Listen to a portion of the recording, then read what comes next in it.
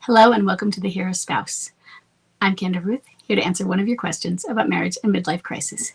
Today we have Marcella. Marcella has a bomb drop of January 3rd, 2023, and a date of marriage of 2016. She is a clinging boomerang and she is not familiar with energy levels. She says he may have had an awakening 8 months ago. Lately, I noticed a resurgence of patterns similar to those from late 2022, and I learned he was still talking to the alienator, even though he'd claimed otherwise a few weeks before that. Recently, he expressed deep distress, saying he felt shitty, useless, and had made a lot of bad choices.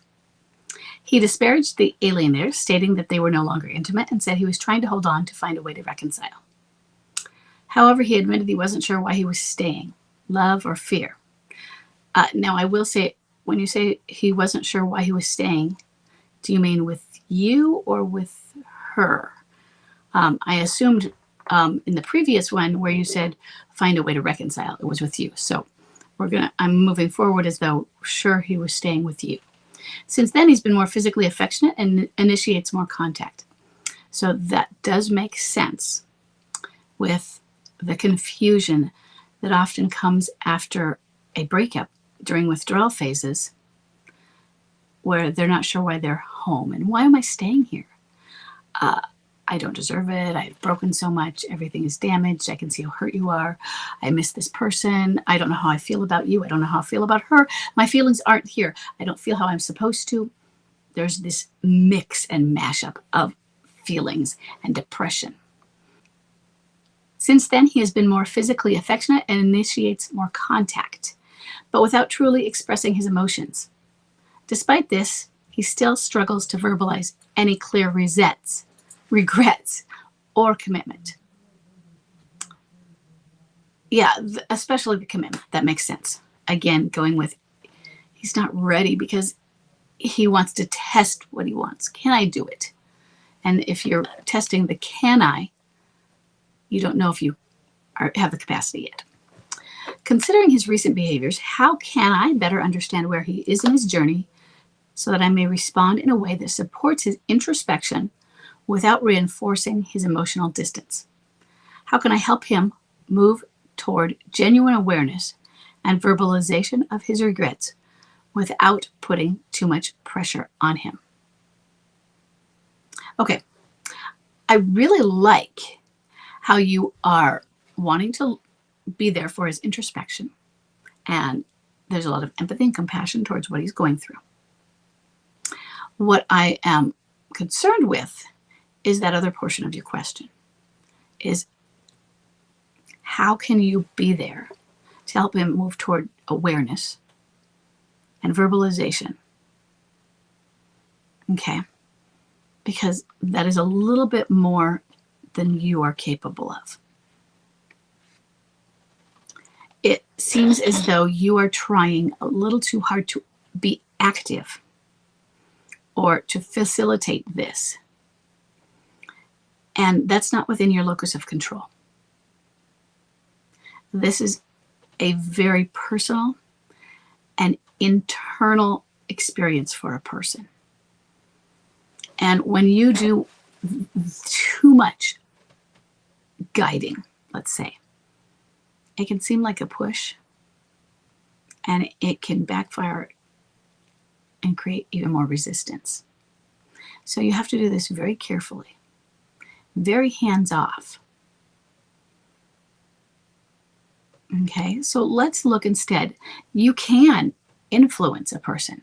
So instead of taking the idea that you are guiding or that you are facilitating or that you are helping, okay, that's just a little too close to him. Too much helping, too much control, okay?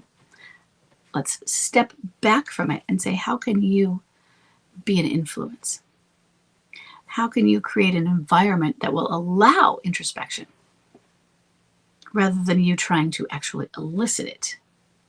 And one, you're trying to pull it out of him. And that's you trying to pull, you doing the work, versus you are set up an environment and he can go in and say, yeah, this feels good. I can do this here. So some of that will be about giving him the space. You set your own boundaries, but you also respect his boundaries. And if he doesn't set those boundaries, you give him that space anyway. Okay? Now, how about modeling it in yourself? What about your own growth? What about the development you've been doing? How much introspection have you been doing? Are you a mirror for what you want him to do? And you can be open about that. You don't have to be a braggart about it. Don't, look how I've done. I'm great. You don't even have to verbalize it overtly. You show it. And if he doesn't notice, then he doesn't notice. And if he asks a question, then you can be a little bit more overt. Yes, I did that. You're right. Thank you for noticing. And you can say what you did. But he has to notice. You are the attractive force. And so you're modeling the behavior you want him to be doing. Okay? That doesn't mean he's going to do it. And you have to accept that. So he might not ever have the behaviors and the introspection that you want him to have. Okay? So now, the next important piece is that's about him. What is he doing? How are you helping him? Those are the things that you're concerned about. But what about you? You're trying to understand him. I love it. It's very nice of you. And you're supporting him. Beautiful. You don't want to put pressure on him. Well, one of the main ways you do those things is by doing it for yourself. And if you're not doing it for yourself, then you don't have the capacity to do it for others. So how have you been helping yourself? Oxygen mask on first. How have you been giving yourself space?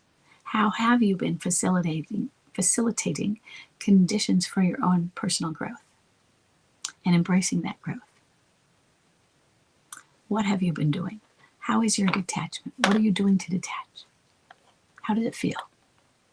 Because that's going to be your most important thing. Recognizing the introspection and that is an indicator of that you're looking toward detachment and that you're there and that you like that and you accept the idea of it. Have you been doing it is the next question, though. Because it's a hard thing. So I want to make sure that rather than you inserting yourself into the healing aspects of his journey, that while he's doing the healing aspects of his journey, or while he's failing or avoiding doing them, you're still doing yours. Because that's what's going to be most important. Okay? I want you to focus on, it's kind of hard, but letting go of that agenda of what he's going to do. And hey, he's not being insightful enough and he's not being introspective because he's an MLCer, right? Liminality and introspection takes a while and they are afraid of that. And I don't want you to be disappointed when it doesn't look like you want it to look like. But do that for yourself, okay? So what are you doing for you? Make that the most important goalpost, most important priority. Because those other goalposts are actually his. You can't make those goals. They're his to make. It's like my son Jeremiah having a goal for his math test, but me setting them and saying, oh, yay, and I can't do anything to get there. I can help him with his homework, but I can't do his homework. I can give him time and space to work on his math, but I can't do it. I can't do the learning for him. I can facilitate it. So what are you doing to facilitate? Some of what you're doing to facilitate, or what you need to do, is step aside and give him space. So think about all of the things that you can be doing that really do help. And some of the ways we help is by not helping. Because sometimes not helping is the biggest help we can be. The irony of it, I know. Okay? He may have had that awakening. But I want you to know what he's doing with this distress. This is normal. And this resurgence of patterns that you've been seeing, normal. If you haven't already seen some of the videos or read about it, there is a point where they may go back and revisit. And this is very common, that near the end, and I don't want you to take that as meaning, oh, they're almost out. But there is a point where they revisit phases that you thought they'd been to. So wait a second, I thought he left Escape and Avoid. I thought he'd done that bachelor party lifestyle. Oh my gosh, we're seeing the exact same thing. And when you say resurgence of behaviors from late 2022, and it is now 2025. So 2.5 years ago. That sounds about right, yeah. I saw behaviors in 2008 that I'd seen in 2006. And they were monster, charming monster and mean monster, and back and forth and taunting me with the affair. And now suddenly we're here again. What? No. Why are we here again? It's part of it. It's part of it. So accepting that process, knowing what's coming. And yet at the same time, he's expressing this deep distress. He feels shitty. He feels useless. He made bad choices. And he's talking bad about her. And this discongruence where he is probably missing her. And then he's not just talking bad about her as a show for you. It's not performative. Or if it is, it's also true to him in his mind. But both things can be true when he, at least they feel that way, when he has limerence still lingering and holding on a bit. So he has to get that through. He has to get through that, okay? This is normal, what he's going through. And you will feel like, I went through this. I went through this. Hopefully, and usually, it is not as big and as long as before. They go back through to shut the doors on those experiences or choices they had been making back then. Okay? It's just a revisit. And then they'll come forward again. So I want you to understand the normalcy of what you're experiencing.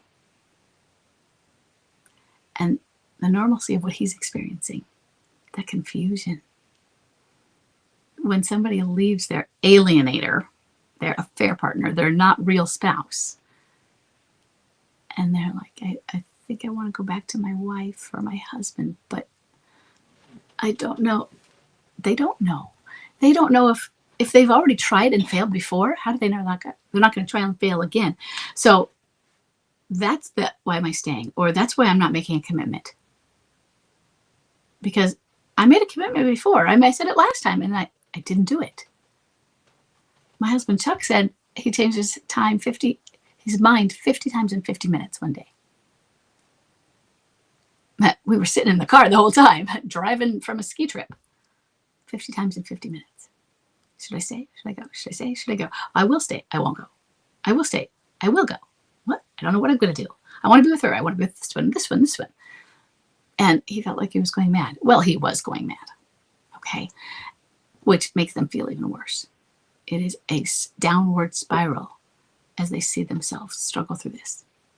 So I want you to accept that and have compassion for that as well. So we don't want to put that pressure. They've got enough of it, okay? So you work on yourself. You model that behavior you want from him. Got it? Okay. I think you can do this. So I hope this helps.